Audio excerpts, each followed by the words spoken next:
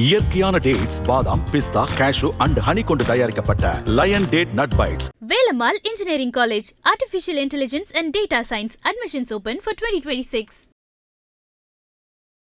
IBC Tamil நேயர்களுக்கு வணக்கம். இன்னைக்கு பத்திரிகையாளர் சுஃபியான் நம்மளோட இணைஞ்சிருக்காரு. வணக்கம் சார். வணக்கம் நிதிஷ். போரில் பார்த்தோன்னா யார் ஒருத்தருக்கும் வெற்றிங்கிறது இருக்காது. யார் அதிகமான தோல்விகளையோ இல்லை அதிகமான இழப்புகளை சந்திச்சாங்களோ அவங்க பின்னடைவு சந்திச்சு தான் நம்ம எடுத்துக்கலாம். வெற்றிங்கிறது இதில் இவங்க தான் பெற்றாங்க அப்படின்னு சொல்லி நம்ம குறிப்பிட்டு சொல்ல முடியாது. அந்த வகையில் பார்க்குறப்ப இப்போ இரண்டு தரப்புலையும் அந்த இழப்புகள் சமமாக தானே சார் இருக்குது? கரெக்ட், ரொம்ப அப்சல்யூட்லி கரெக்ட். இதற்கு பதில் நான் சொல்லலை, அமெரிக்காவிலேருந்து செனட் உறுப்பினர் சொல்கிறார். என்ன சொல்கிறாருன்னா, அமெரிக்கா என்ன சொல்கிறது, போர் நடந்த 3வது நாள் மார்ச் 1 யூஎஸ் பிரசிடென்ட் ரிவீல்ட் தனது ஸ்டேட்மெண்ட் சொல்கிறார். நாங்கள் போரில் வெற்றி பெற்று விட்டோம். யூஎஸ் ஓவர்கம் கன்கர்ட், நாங்கள் இந்த போரில் வெற்றி பெற்று விட்டோம், எங்களுடைய இலக்குகளை நாங்கள் அடைந்துவிட்டோம் அப்படின்னு சொல்லிட்டு. இது 3வது நாள். இன்றைக்கு 90வது நாள், 80வது நாள் ஆகிவிட்டது. 77 நாட்களாக சொல்லிக்கொண்டே இருக்கிறார். அப்போது வான்படைகளை அழித்து விட்டோம், தரைப்படைகளை அழித்து விட்டோம், அவர்களுடைய ஆயுத களஞ்சியங்களை அழித்து விட்டோம், ஏவுகணை களஞ்சியங்களை அழித்து விட்டோம், ஏவுகணைகள் ஏவக்கூடிய தளங்களை அழித்து விட்டோம், அதேபடி கடற்படைகளை முழுமையாக நிற்கதியாகிவிட்டோம், நிராசை அடைந்து போய்விட்டார்கள் என்று சொன்னார். அப்போ அமெரிக்காவினுடைய செனட்டின் குரல்கள் கேட்கிறது. நல்லா கவனிங்கள் ஐயா, ஒரு நாட்டினுடைய வெற்றிக்கு நீங்கள் அழித்து விட்டோம் என்று சொன்னால் அவர்கள் அழிந்து போய் மௌனியாக இருக்க வேண்டும் அல்லவா? ஆனால் திருப்பி தாக்கி கொண்டே இருக்கிறார்களே என்ற கேள்வி எழுகிறார்கள். அதற்கு பதில் அமெரிக்காவில் இல்லை. Point number 1. பாயிண்ட் நம்பர் 2, இது ரொம்ப முக்கியமாக நீங்கள் போட வேண்டும். அமெரிக்க செனட்டில் கர்ரேல், நான் அதை இப்போ சொன்னனா சொல்லவில்லை, கண்ணீர் மல்க ஒரு கருத்தை பேசுகிறார். 2020ற்கான அலாட் செய்யக்கூடிய ஃபண்டின் அளவு 1.5 லட்சம் கோடி, சரி 150 லட்சம் கோடி, 1.5 ட்ரில்லியன் crore. அதை அமெரிக்கா இன்னும் பாஸ் செய்ய மறுக்கிறது. காரணம், டொனால்ட் ட்ரம்புக்கு எதிராக அமெரிக்கா செனட் சபையிலும் காங்கிரஸிலும் குரல்கள் வலிமையாக இருக்கிறது. அமெரிக்க அதிபர் என்ன சொன்னார் என்று நீங்கள் பார்த்தீர்கள் என்றால், நாங்கள் பணத்தை பற்றி கவலைப்பட மாட்டோம், இது போன வாரம் கொடுத்தது பணம், எங்களுக்கு ஒரு பெரிய பிரச்சனை இல்லை, எங்கள் நாட்டில் எவ்வளவுதான் சிறப்பு இடையூறை நாங்கள் சந்தித்தாலும் அவனிடத்தில் அணு ஆயுதம் இருக்கக்கூடாது என்பதுதான் எங்களுடைய லட்சியம். யார் சொல்கிறா? அமெரிக்கா தரப்பில் இருந்து பிரசிடென்ட் மேட் கிளியர் ஸ்டேட்மெண்ட். யாருக்கு? இன்டர்நேஷ்னல் கம்யூனிட்டிக்கு சொல்கிறார். இது அமெரிக்க மக்களிடத்தில் பெரிய குழப்பம் ஏற்பட்டு விட்டது. இன்றைக்கு அமெரிக்க மக்கள் சொன்னார்கள், நாங்கள் டேக்ஸ் பேயர், நீ யூதனை காப்பாற்றுவதற்கு இவ்வளவு போரை ஏன் செய்கிறாய்? அமெரிக்க சிஏ சொன்னது அவர்கள் ரெடியாக இருக்கிறார்கள். அறிக்கை வந்தது இடையிலே, அவர்கள் இன்னும் பல மாதங்களுக்கு போரிடுவார்கள், முஜ்தபா கமேனி நல்ல உடல்நலத்தோடு இருக்கிறார் என்று அமெரிக்கா சொல்லிவிட்டது. இப்போது இவருக்கு தெரிந்து விட்டது அவர்களை வெற்றி கொள்ள முடியாது. இந்த நிலையில் ஒரு கேள்வி இது, நீங்கள் கேட்டீங்க இல்லையா, போரில் வெற்றி பெறுவது எப்படி? இதே கேள்வியைத்தான் அவர் சொல்கிறார். நீ அழித்து விட்ட எல்லா படைகளும் திருப்பி தாக்கி கொண்டிருக்கிறார்களோ, நீங்கள் வான்படைகளே அழித்து விட்டீர்கள், அவர்கள் நாள் ஒன்றுக்கு 39 விமானங்களை காலி செய்திருக்கிறார்கள். எத்தனை விமானங்களை? 39.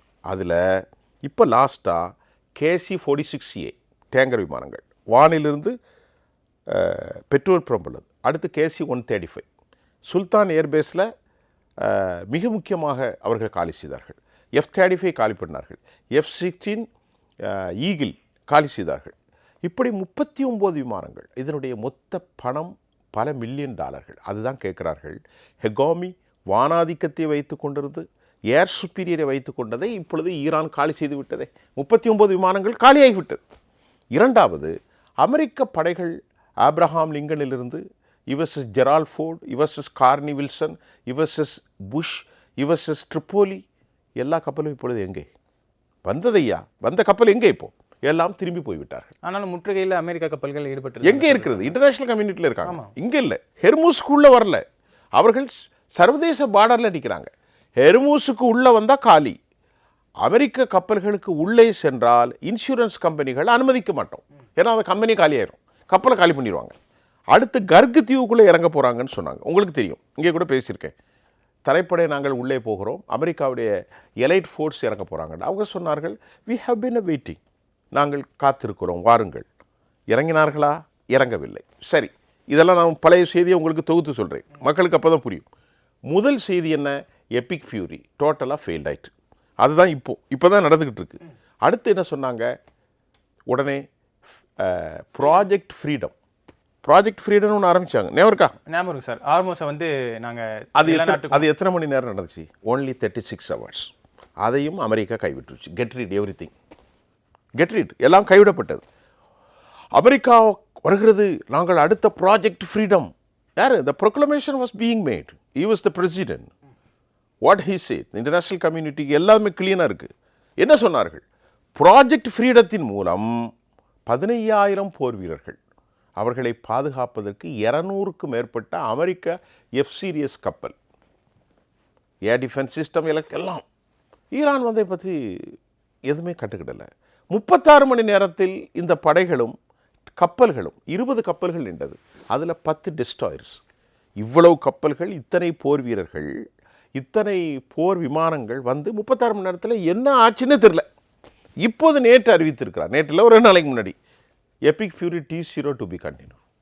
எபிக் ஃபியூரி 2.0 பைத்தியக்காரன் ஆக்கி கொண்டிருக்கிறார், பைத்தியக்காரன். அதுதான் அமெரிக்காவிலேருந்து கேட்கிறார்கள், நீங்கள் என்ன செய்கிறீர்கள்? எபிக் ஃபியூரி என்கிறீர்கள், எபிக் ஃபியூரி 2.0 என்கிறீர்கள், ப்ராஜெக்ட் ஃப்ரீடம் என்கின்றீர்கள், என்ன செஞ்சிருக்கிறீர்கள்?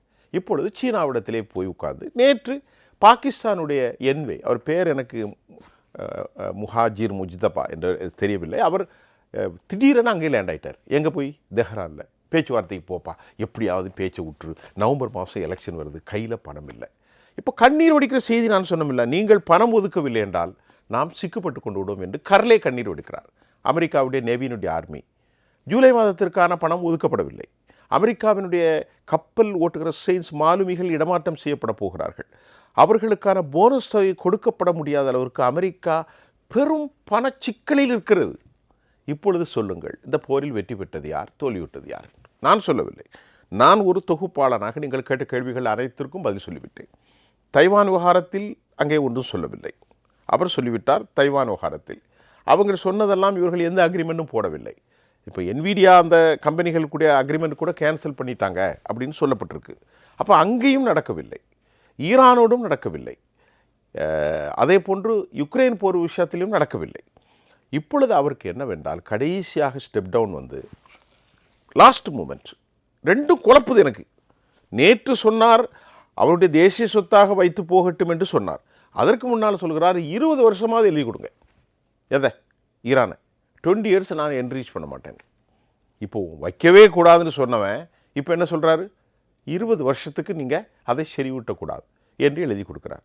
இப்போ நீங்கள் சொல்லுங்கள், நாம் எப்படி ஒரு முடிவுக்கு வர முடியும்? ஓகே சார், இதை தாண்டி வந்து இந்தியாவில் பிரிக்ஸ் நாடுகளோட கூட்டமைப்பு ஒன்று வந்து நடந்தது சார்.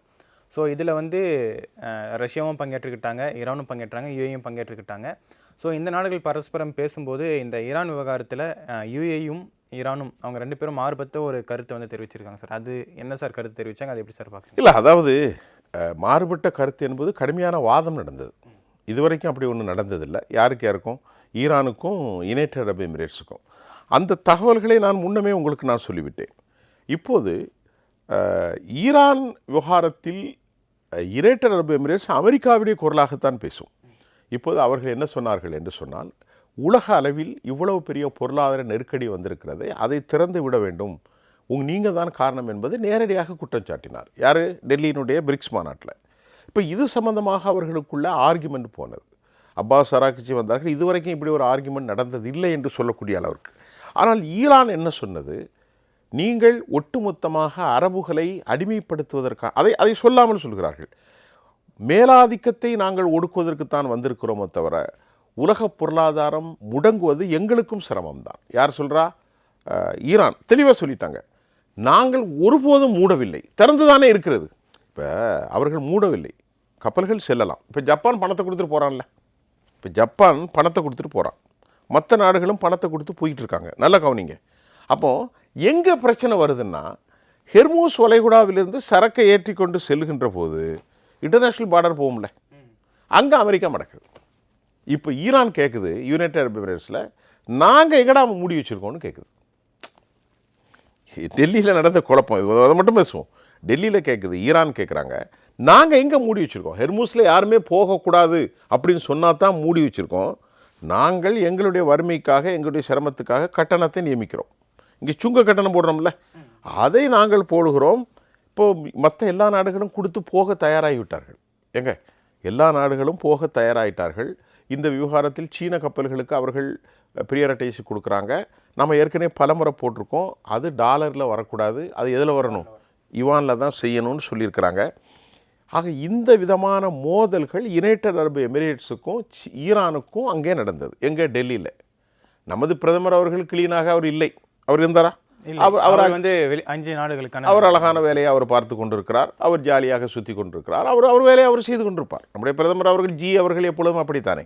ஜி அவர்கள் விஸ்வகர்மா இல்லை, விஸ்வகுரு என்ன இது நடத்தார்? ஒன்றுமில்லாத பாகிஸ்தான் இந்த விவகாரத்தில் பெருசாக பாகிஸ்தான். இது வந்து வெளியுறவு அமைச்சர்களோட மாநாடு அப்படிங்கிற மாதிரி தான் பிரிக்ஸ் வந்து எடுத்தாங்க. ஸோ அந்த வகையில் அவருடைய ஜி இல்லை, அவர் இருக்க வேண்டிய அவசியமும் இதில் ஜி அதில் பங்கு பெறவில்லை. ஆனால் ஜி எப்போதும் செல்வார்.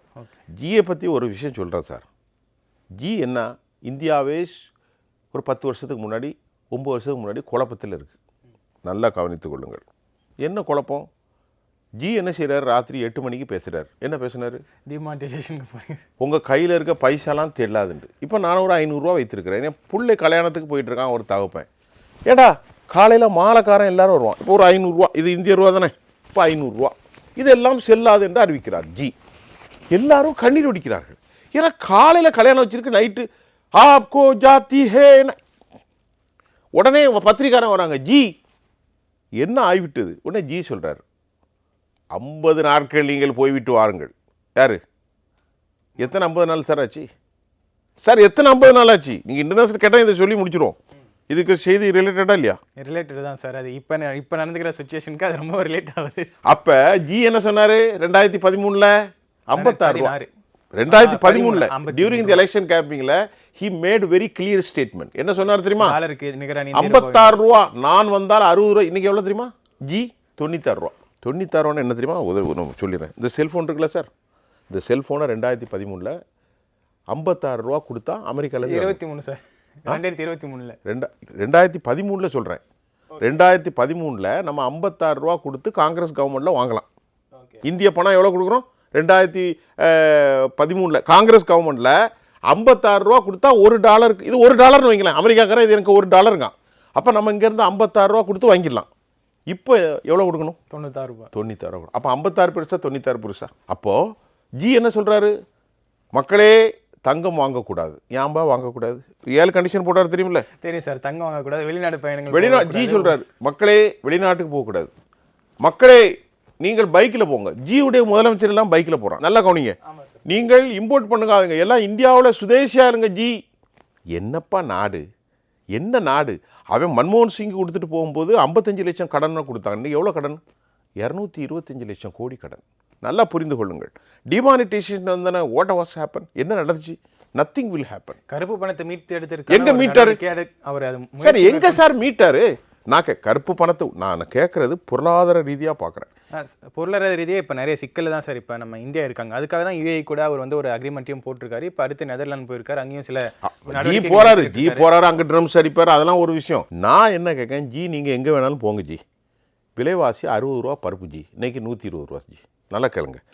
எடிபிள் ஆயில் எல்லாரும் போண்டா சாப்பிடாதீங்க ஜி சொல்கிறார்.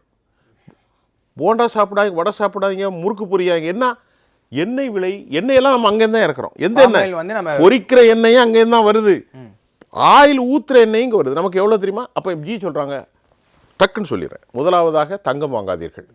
இரண்டாவதாக என்ன சொல்கிறாரு? வெளிநாட்டுக்கு அதிகமாக பயன்படுத்துகிறார்கள், ஒர்க் ஃப்ரம் ஹோம். அப்புறமா என்ன சொல்கிறாரு ஜி? பெட்ரோல் டீசலோட பயன்பாட்டை குறைங்க. அப்புறமா உரத்தை பயன்படுத்தாதீங்க, எண்ணெயை பயன்படுத்தாதீங்க, இந்தியாவில் இம்போர்ட் பண்ணாமல் சுதேசியாக இருங்க, விதேசியாக இருக்காதீங்கன்னு சொல்லிட்டு போயிட்டார். அப்போ நான் கேட்குறேன், 10 வருஷமாக ஆட்சி பண்ணீங்களே mister Donald Trump, mister Xi அவர்களே, 10 வருஷமாக என்ன நடந்துச்சு?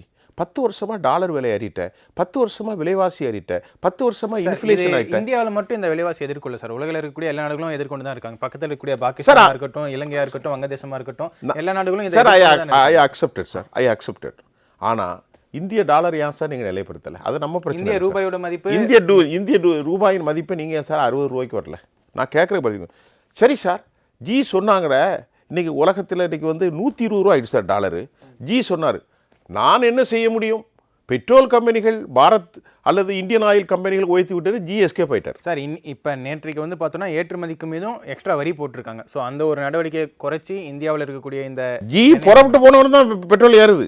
ஆமாம் சார், ஜி இங்கே இல்லை. இல்லை சார், இப்போ நமக்கு உள்நாட்டில் வந்து பார்த்தோன்னா 3 ரூபா அந்த சொச்சம் வந்து ஏற்றிருந்தாங்க. அதே மாதிரி உள்நாட்டில் எண்ணெயை சுத்திகரித்து வெளிநாட்டில் ஏற்றுமதி செய்யக்கூடிய நிறுவனங்களுக்கான அந்த ஒரு வரியும் வந்து ஏற்றிருக்காங்க. ஸோ நமக்கு உள்நாட்டுக்கான வளங்கள் அதிகமாக இருக்கணும் அப்படிங்கிற ஒரு நோக்கத்துக்காக ஸோ அந்த மாதிரியான நடவடிக்கைகள் எடுத்துட்டு இருக்காங்க. பட் அது இன்னும் நமக்கு போதுமானதாக இருக்கா இல்லையாங்கிறது வருங்காலம் பதில் சொல்லுங்கள். அது நம்ம தனி டாபிக் இருந்தாலும் இப்போ ஜியை பற்றி மேலே உள்ள பாசத்தை நான் சொல்லிட்டேன். நீங்கள் கொஞ்சம் kindly consider about that my statement. But நான் அந்த 10 வருஷத்தில் என்ன நடந்துச்சுன்னு தான் பேசுகிறேன். அது புரியுது சார். 10 வருஷத்தில் என்ன நடந்துச்சு? விலைவாசி ஏறி இருக்கிறது, டாலருடைய மதிப்பீடு ஏறி இருக்கிறது, கையிருப்பு ஃபாரெக்ஸ் கேஷ் அந்நிய செலவாணி கையிருப்பு has been declined near about 600 billion. India இப்போ எப்படி இந்த டாலரை நிலைப்படுத்துறது ஒரே ஒரு கருத்து, நம்ம கையில் இருக்கக்கூடிய பாண்ட் இருக்குது பாருங்கள், பத்திரங்களை, இதை விற்று விற்று விற்று தான் என்ன செய்கிறோம். நாம் இன்றைக்கி 96 வச்சுருக்கோம். இதை விற்கலைன்னா 110 ரூபா போயிடும். அப்படின்னு என்ன ஆகும்?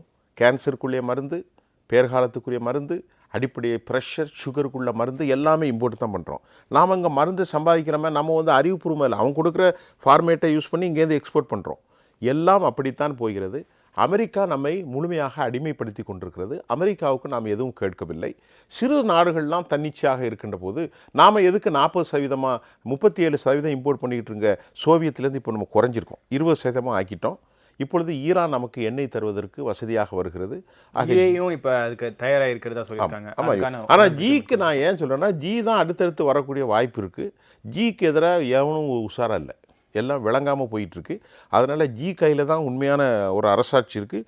ஜி அதை சிந்திக்க வேண்டும் என்று கேட்டுக்கொள்கிறேன். Okay sir. ஸோ இந்த சீனாவுக்கு ட்ரம்ப்புடைய பயணத்தை நம்ம தொடங்கி ஈரான் அந்த போர் பற்றி பேசிட்டு, தைவான் இஷ்யூ பற்றியும் பேசிட்டு, அடுத்து இந்தியாவில் இருக்கக்கூடிய பேசாமல் முடியாது சார். நம்ம வந்து ஒரு அறிவை மக்களுக்கு கொடுக்கும்போது ரெஸ்டோர் பண்ணக்கூடாது, எல்லாத்துக்கும் மக்களுக்கு கொடுக்கணும். நமக்கு அதுக்காக தான் வந்து நீங்கள் என்ன கூப்பிட்டு வச்சுருக்கீங்க. நான் கண்டெயின் பண்ணி பேசுகிறது பாவம் அது. அதனால் நம்ம புறப்பட்டது எங்கேருந்து புறப்பட்டோம்? ஈரான்லேருந்து புறப்பட்டு அமெரிக்கா போய், கஷ்மீர் போய், வெனிசுலா போய், அப்படியே வந்து ஜிக்கு வந்துட்டோம். ஜியை வந்து பார்த்தா ஜி இங்கே இல்லை, ஜி வெனிசுலா எங்கேயோ போயிட்டார். எந்த ஒரு நெதர்லாண்டில் இருந்தார் நேற்று. ஆமாம், நம்ம இந்தியாவுக்கு வந்து ஜியை பார்க்க வந்தால் ஜி இல்லையா? ஜி வந்து எங்கே போயிட்டார்? நெதர்லாந்தில் இருக்கார். இப்போ வேற எங்கே போனார்? அவர் அதுக்கு முன்னாடி ஈஐ போயிருந்தார் சார். இப்போ எங்கே இருக்காருன்னா எனக்கு தெரியாது. ஆனால் ஜியை பார்க்க நம்ம உட்காந்துட்டு இருக்கோம். இதுதான் சார் நெய் செய்தி. ஓகே சார், உங்கள் நேரத்திற்கு மிகவும் நன்றி சார். நன்றி சார். இயற்கையான டேட்ஸ், பாதாம், பிஸ்தா, கேஷு அண்ட் ஹனி கொண்டு தயாரிக்கப்பட்ட lion date nut bites. Velamal Engineering College, Artificial Intelligence and Data Science. Admissions open for 2026.